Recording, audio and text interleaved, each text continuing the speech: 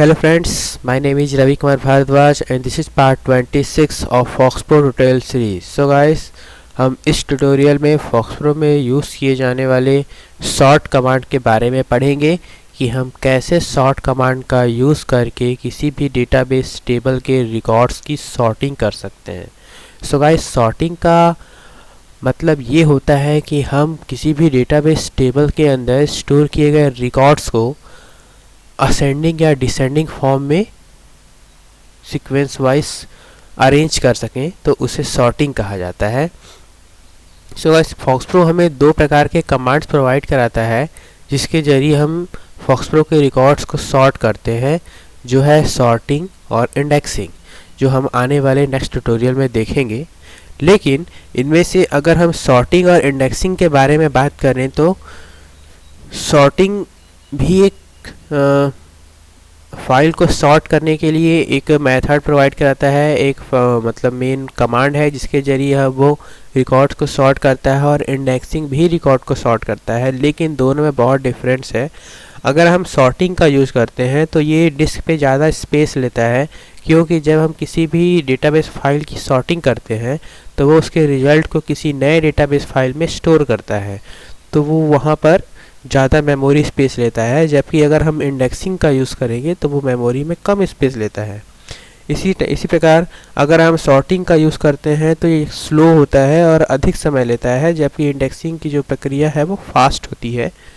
जब हम सॉर्टिंग का यूज़ करते हैं तो वहाँ पर वो फील्ड्स को जब सॉर्ट करता है तो वो उस रिजल्ट को किसी नए डेटाबेस फाइल में सेव करता है, जिस फाइल का एक्सटेंशन .dbf होता है।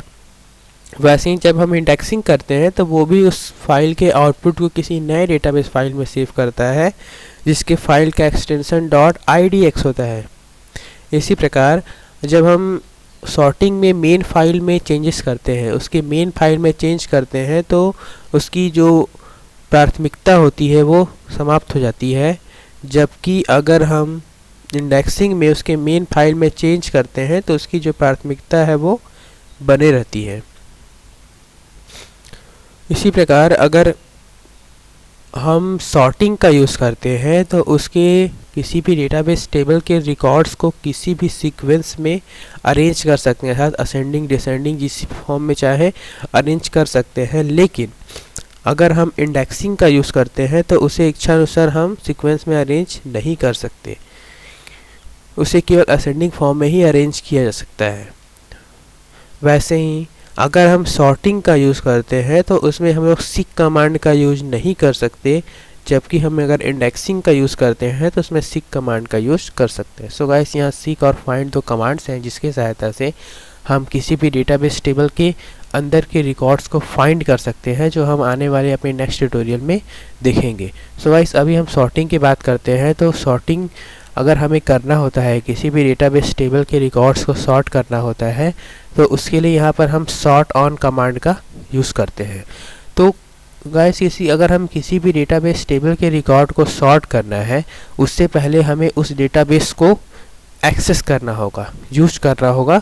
तो इसके लिए सबसे पहले हम यूज़ देन डेटाबेस फाइल का नाम लिखेंगे, तो हम उस डेटाबेस टेबल को एक्सेस कर सकते हैं। उसके बाद अगर हमें उसे असेंडिंग फॉर्म में सीक्वेंस वाइज अरेंज करना है, तो इसके लिए सबसे पहले हम लिखेंगे सॉर्ट ऑन, देन उस फील्ड का नाम जिस फील्ड को हमको सीक्वेंस वाइज असेंडिंग ऑर्डर में सॉर्ट करना है, उस फील्ड का नाम लिखेंगे। देन टू, देन नए फाइल का नाम, क्योंकि मैंने आपको भी बताया कि जब वो इस फील्ड के सारे रिकॉर्ड्स को सॉर्ट करेगा, सॉर्ट करने के बाद वो उसके रिजल्ट को किसी नए डेटाबेस फाइल में सेव करेगा। तो किस नए डेटाबेस फाइल में सेव करना चाहते हैं, उस डेटाबेस फाइल का नाम देंगे विथ एक्सटेंशन, ठीक है।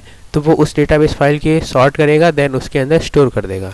इसी प्रकार अगर हम उस फील्ड के सारे रिकॉर्ड्स को डिसेंडिंग फॉर्म में सॉर्ट करना चाहते हैं, तो इसके लिए हम सॉर्ट ऑन, देन फील्ड का नाम, फिर /d का यूज़ करते हैं। /d क्या करेगा, उसे सारे रिकॉर्ड्स को डिसेंडिंग फॉर्म में सॉर्ट करेगा, देन रिजल्ट को नए डेटाबेस फाइल में सेव करेगा।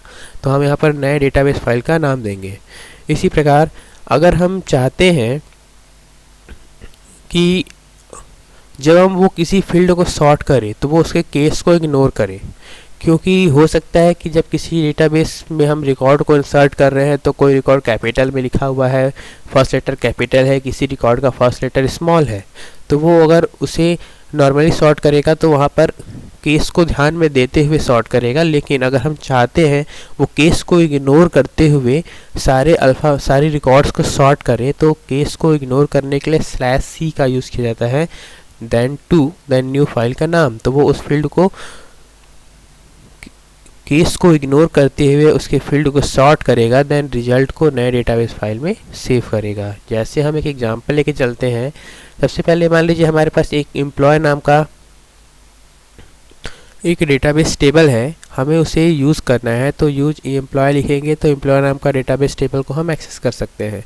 उसके बाद अगर हम चाहते हैं कि एम्प्लॉय नाम के डेटाबेस टेबल में एक नेम नाम का फील्ड है, हमको इसको सॉर्ट करना है, तो हम लिखेंगे sort on name to employee2.dbf। तो यहाँ पर employee2 नाम का एक डेटाबेस फाइल है, employee2 नाम का हम एक डेटाबेस फाइल बनाएंगे, जिसके जब ये नेम नाम एम्प्लॉय के नेम नाम के फील्ड के रिकॉर्ड्स को सॉर्ट करेगा, देन उसके रिजल्ट को वो employee2.dbf के अंदर स्टोर करेगा।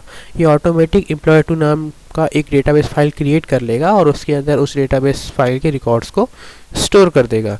इसी प्रकार अगर हम सारे नेम को डिसेंडिंग फॉर्म में सॉर्ट करना चाहते हैं, देन यहाँ पर लिखेंगे sort on name /d2 database file का नाम .dbf। तो उसके सारे रिकॉर्ड्स को डिसेंडिंग फॉर्म में सॉर्ट करने के बाद रिजल्ट को emp2 के अंदर सेव कर देगा। इसी प्रकार अगर हम केस को इग्नोर करते हुए सॉर्ट करना चाहते हैं, तो sort on name then /2 file का नाम, ये लिखकर इंटर करेंगे तो वो उस नेम को, केस को इग्नोर करते हुए सॉर्ट करेगा, देन रिजल्ट को employee2 के अंदर सेव कर देगा। सो गाइस, अब हम इसे देखते हैं कि प्रैक्टिकली कैसे हम किसी फॉक्सप्रो के अंदर सॉर्टिंग कमांड का यूज़ करके किसी भी डेटाबेस टेबल के रिकॉर्ड को सॉर्ट कर सकते हैं। तो इसके लिए सबसे पहले हम यहाँ फॉक्सप्रो को ओपन करेंगे। यहाँ पर हमें उस डेटाबेस फाइल को एक्सेस करना पड़ेगा, तो इसके लिए यहाँ लिखेंगे यूज एम्प्लॉय देन इंटर। तो यहाँ पर हम डेटाबेस फाइल को एक्सेस कर चुके हैं, इसके अंदर टोटल 5 रिकॉर्ड्स हैं। अब अगर हमें पहले हम इसके लिस्ट को डिस्प्ले करके देख लेते हैं, इसके अंदर जो भी डिटेल्स हैं, लिस्ट इंटर। तो गाइस आप देख रहे हैं ये हमारे पास एक नेम नाम का फील्ड है जिसमें टोटल 5 रिकॉर्ड्स हैं। अब हमें इन सारे रिकॉर्ड्स को सॉर्ट करना है, इस नेम नाम के फील्ड के सारे रिकॉर्ड्स को सॉर्ट करना है। तो इसके लिए हम लिखेंगे सॉर्ट ऑन फील्ड का नाम, तो नेम नाम के फील्ड को सॉर्ट करना है टू न्यू फाइल का नाम, मेरे को emp2.dbf के अंदर सेव करना है।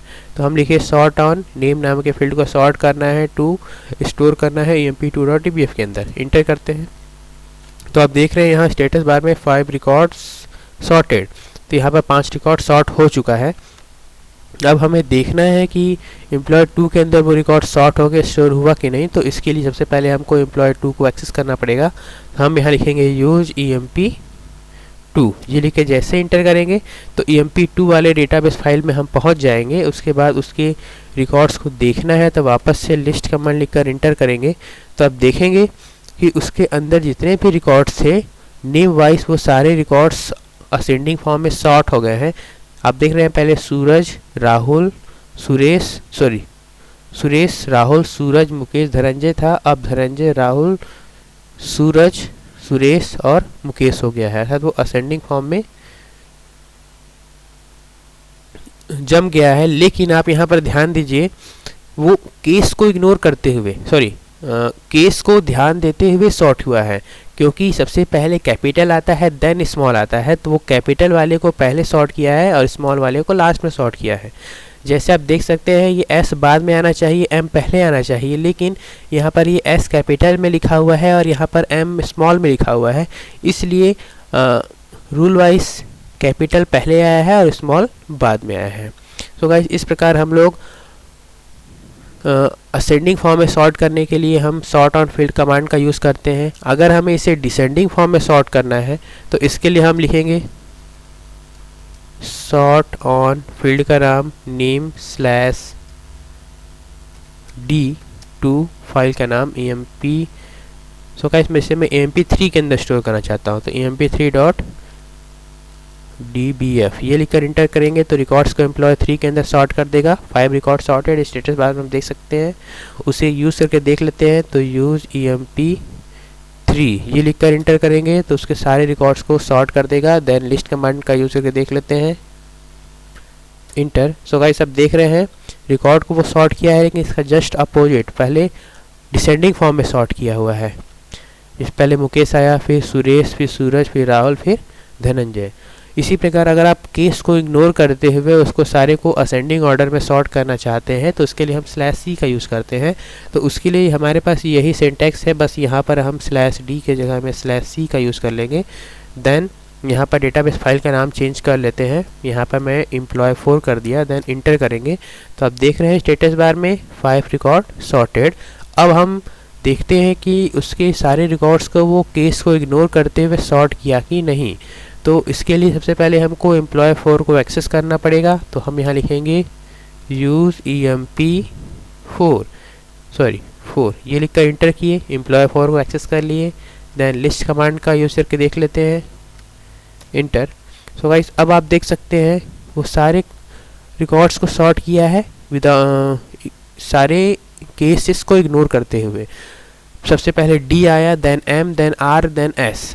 अब आप देख सकते हैं ये एक सीक्वेंस में अरेंज हो गया है असेंडिंग फॉर्म में विथ केस को इग्नोर करते हुए। सो गाइस हम इस प्रकार सॉर्ट ऑन कमांड का यूज़ करके डिफरेंट फॉर्म्स में किसी भी डेटाबेस टेबल्स के रिकॉर्ड्स को सॉर्ट कर सकते हैं। सो गाइस हम आने वाले नेक्स्ट ट्यूटोरियल में देखेंगे कि हम कैसे इंडेक्सिंग का यूज़ करते हुए डेटाबेस टेबल्स के रिकॉर्ड्स को सॉर्ट कर सकते हैं। So guys hope you enjoy it and please subscribe to my channel and thank you for watching this video. Bye.